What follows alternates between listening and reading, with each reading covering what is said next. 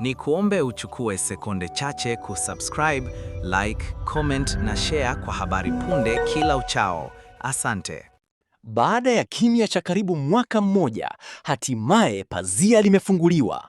Kauli ya moto kutoka kwa Godbless Lema imezua mjadala mzito. Je, huu ndio mwanzo wa mapambano mapya ya kisiasa? Usiondoke, ukweli mzito uko mbele. Katika hatua iliyokuwa ikisubiriwa kwa hamu kubwa, Chama cha Demokrasia na Maendeleo, Chadema, kimefanya mkutano wake wa kwanza wa kamati kuu baada ya kipindi kirefu cha kusimama kwa shughuli zake za kisiasa. Kupitia ujumbe wake, Godbless Lema amefichua kuwa ukimya huo haukuwa wa kawaida. Ulikuwa matokeo ya mazingira mazito ya kisiasa yaliyokikumba chama hicho. Lakini sasa mambo yanaonekana kubadilika.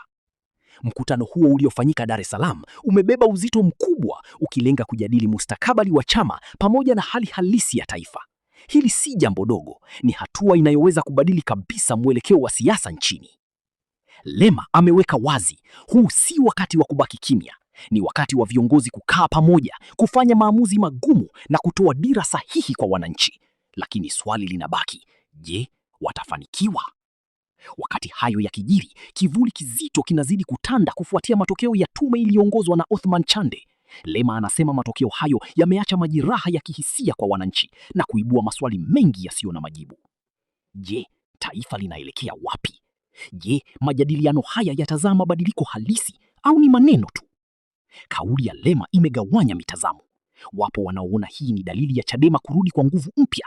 Wengine wanataka vitendo, si maneno.